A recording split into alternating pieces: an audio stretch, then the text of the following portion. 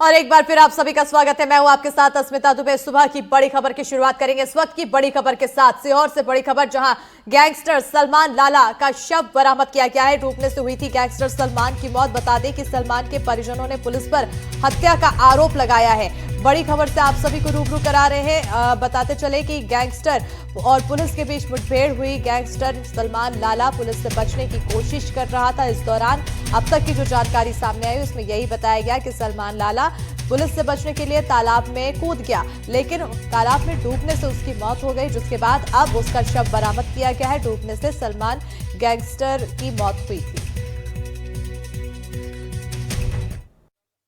सलमान का बड़ा वाला भाई सागर जेल के अंदर बंद, उसकी कल जमानत हुई थी। जमानत हुई थी तो ये सलमान इसके दोस्तों और ये सब जने मिलकर उसको लेने गए थे वहाँ। जब उसको वहाँ पे लेने गए, हमारे रात का 8 या 8:30 बजे करीब वहाँ से रिहाई हुई। वहाँ से वो चले ये लोग यहाँ पे आके 17 अप्रैल के सीहोर के अंदर इनको ये पुलिस वालों ने पकड़ लिया। गाँव है ना दरबारा ढाबे का वहाँ पे कहीं इन लोगों ने पुलिस ने पकड़ लिया। और 4 जन जो मेरे भतीजे थे उनको कार में बिठा दिया और मेरे सलमान को उठा के साइड में लेके चले गए। और आगे बोले इन लोगों बोले वो भग गया। किसे भग गया? 4 जने पकड़ाएगा, वो किसे भग जाएगा? गाड़ी के अंदर तुम ट्रेस करते हो आ रहा है, इंदौर से ट्रेस करा तुमने, सागर होके आ गई गाड़ी, ट्रेस कर रहा है, उसके बाद भग किसे गया? तुम्हारी गाड़ी के अंदर बैठा हुआ, झूठ बोल रहा। और इसी पर ज्यादा जानकारी के साथ सहयोगी कपिल सूर्यवंशी फोनलाइन पर जुड़ चुके हैं। कपिल, पुलिस की तरफ से बताया गया कि तालाब में डूबने से मौत हुई, लेकिन परिजनों की तरफ से पुलिस पर हत्या का आरोप लगा है गैंगस्टर सलमान लाला के।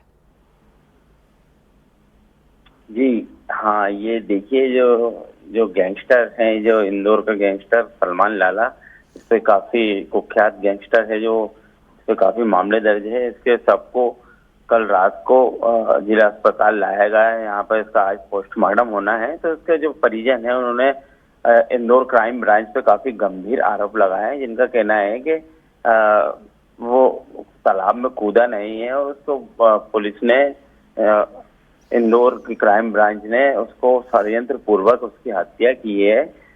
और जो है पुलिस इसमें वो न्यायिक जांच की भी मांग कर रहे हैं। जी बिल्कुल, न्यायिक जांच की यहाँ पर मांग की जा रही है। बहरहाल शव बरामद किया गया है। पुलिस की तरफ से क्या कुछ जानकारी दी जा रही है? जी देखिए, जो हमने पुलिस से बात करने का प्रयास किया है यहाँ पर, तो उन्होंने बोला कि क्योंकि ये पूरा जो मामला है वो इंदौर क्राइम ब्रांच के हाथ में है और इंदौर क्राइम ब्रांच ही इस पूरे मामले में जांच कर रहा था, तो उन्होंने इस संबंध में कुछ भी बताने से साफ इनकार कर दिया सीहोर पुलिस ने। क्योंकि ये पूरा मामला इंदौर पुलिस के हाथ में है, तो उन्होंने बोला कि इंदौर पुलिस ही इस मामले में ज्यादा कुछ बोल सकती है। बिल्कुल, बहुत शुक्रिया कपिल तमाम जानकारी देने के लिए। तो अब आगे की जांच फिलहाल जारी है और वही दूसरी ओर परिवार की तरफ से आरोप लग रहे हैं। आरोप के तहत आगे क्या कुछ होगा बहरहाल देखना होगा।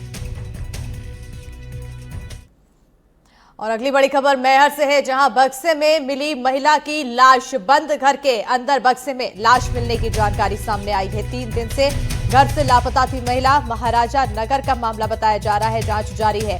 तो मैहर जिले से एक हैरान करने वाला मामला सामने आया है। यहां एक महिला की बंद घर के अंदर एक बक्से में लाश मिलने से सनसनी मच गई है। महिला 3 दिन से घर से गायब थी। जिले के महाराजा नगर का मामला है और पुलिस मामले की जांच कर रही है। ज्यादा जानकारी के साथ सहयोगी धर्मेंद्र वर्मा फोन लाइन पर जुड़ चुके हैं। धर्मेंद्र, क्या कुछ अधिक जानकारी? जी बिल्कुल, बताना चाहूंगा कि ये मैहर जिले के देवी जी चौकी अंतर्गत आने वाला गांव है। वहां पर महाराजा नगर आंध्रा टोला, वहां पर एक बंद बक्से में लाश मिली है, जिसके बाद मैहर पुलिस, कोतवाली पुलिस और देवी जी पुलिस मौके पर पहुंची है। उसके बाद उन्होंने बक्से को देखा है। बक्से में एक महिला की लाश थी जो 27 तारीख से लापता थी और उसके बाद एफएसएल की टीम मौके पर पहुंची है और वो पूरे मामले की जांच कर रही है। जी बिल्कुल, जांच फिलहाल लगातार जारी है। 3 दिन से क्योंकि लापता थी, तो क्या लापता होने की किसी तरह की शिकायत नहीं कराई गई? परिवार वालों की तरफ से क्या कुछ कहा गया? देखिए, बताना चाहूंगा कि महिला अपने मायके में अकेले रह रही थी और उस दौरान उनका भाई आया हुआ था और भाई ने जाकर के देखा तो कमरा बंद था। तो जब बंद कमरा था, वो वहां से बदबू आ रही थी, तो उसने देवी जी चौकी पुलिस को सूचना दी। उसके बाद जब वो देवी जी चौकी पुलिस मौके पर पहुंची तो उन्होंने देखा कि काफी बदबू आ रही थी कमरे से। कमरे को खोलकर देखा गया तो एक बक्सा था, बक्से के पास काफी मात्रा में खून पड़ा हुआ था। और जब बक्सा खोलकर देखा गया तो उसमें एक महिला की लाश मिली है, जिसके बाद अब टीम जांच कर रही है, पूरे तथ्यों को देखा जा रहा है। जी बिल्कुल, फिलहाल जांच जारी है, आगे क्या कुछ खुलासा होता है उस पर नजर बनी रहेगी। बहुत शुक्रिया धर्मेंद्र तमाम जानकारी देने के लिए। बड़ी के खबरों में आगे हरदा से बड़ी खबर है, जहां ट्रेन की चपेट में आने से महिला की मौत हुई है। गणेश उत्सव में शामिल होने आई थी महिला, तो फाटक पार करने के दौरान हादसा हुआ। पुलिस मामले की जांच में जुट चुकी है।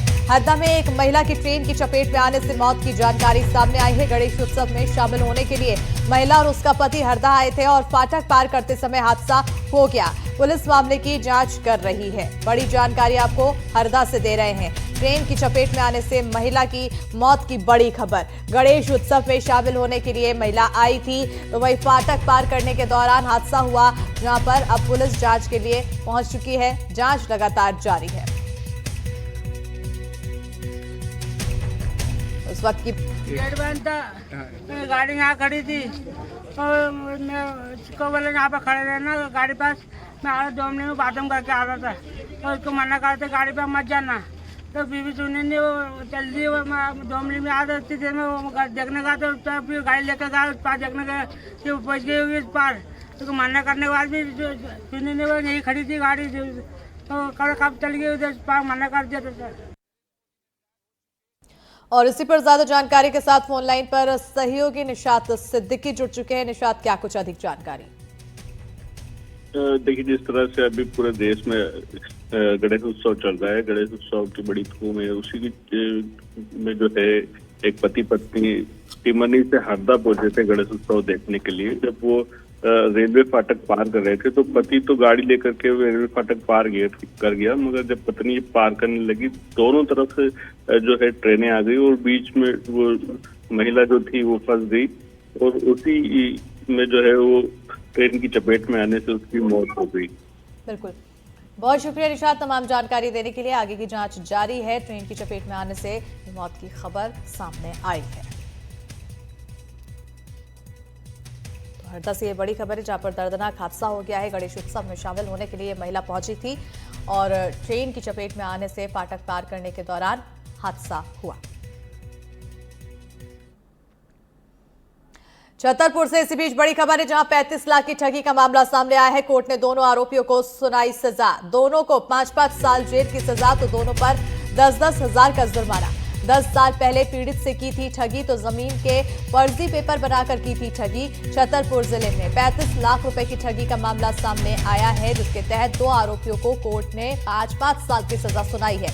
साथ ही दोनों पर 10-10 हजार का जुर्माना भी लगाया गया है। आरोपियों ने पीड़ित से 10 साल पहले जमीन की फर्जी दस्तावेज बनाकर ठगी की थी।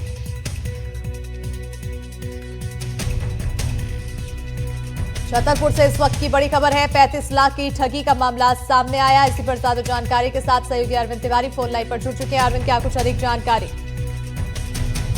साधु की 10 साल पुराना मामला है जो कोर्ट में चल रहा था और ये मुकेश सोनी है जो फरियादी है, वो राजनगर के रहने वाले हैं और इनकी जमीन खजुराहो में थी। जो ये तिवारी, ज्ञा प्रसाद तिवारी और मोहन पटेल है, इन दोनों ने 35 लाख में फर्जी डॉक्यूमेंट्स बना के और इनको अपने नाम से करवा लिया था। इस वजह से इनने जो मुकेश सोनी है, उन्होंने अदालत में अपनी जो फरियाद सुनाई और उनने आज 10 साल बाद इन सभी को 5-5 साल की सजा और 10-10 हजार रुपए का जरिमाना किया है। अभी जो 35 लाख रुपए का ठगी का मामला है वो अभी विचाराधीन है। सिर्फ ये तो जो फर्जी डॉक्यूमेंट्स लगाए थे इन लोगों ने, उस पे ये सजा सुनाई गई है। अब आगे देखना ये है कि इससे ये 35 लाख पे क्या वसूली कर पाता है न्यायालय या नहीं, ये तो आने वाले समय ही बताएगा। जी बिल्कुल, कुल मिलाकर देखा जाए तो इस पूरे मामले में अभी आधे आरोपों पर सजा सुनाई गई है और अभी आधे आरोपों पर सजा सुनाई जानी बाकी है। और ऐसे में रिकवरी को लेकर भी अब नजर बनी हुई है कि रिकवरी करा पाता है कोर्ट या फिर नहीं, इस पर आगे नजर बनी रहेगी। बहुत शुक्रिया अरविंद तमाम जानकारी देने के लिए।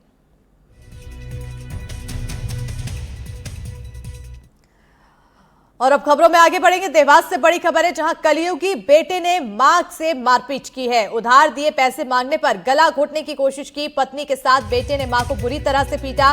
बेटी ने भाई भाभी के खिलाफ दर्ज करवाई है एफआईआर। मां ने बेटे को 18,000 रुपए पैसे मांगने पर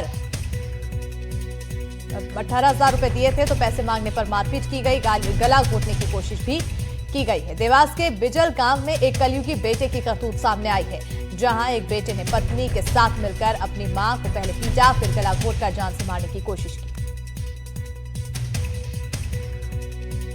अरे वो हमारे लेन देन था छोरा को, तो उससे मैंने पैसे मांगे तो पैसे नहीं दिए। गलो घोटना है, जिसको मार के फेंक दूंगी। आपके बेटे ने आपके साथ? आपके बेटा और बहू दो ही आए थे।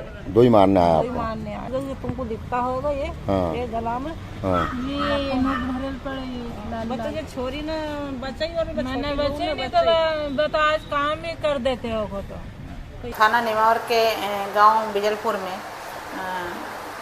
बिजलपुर की एक बुजुर्ग महिला ने आकर अपने बहू और बेटों के खिलाफ एफआईआर दर्ज कराई है।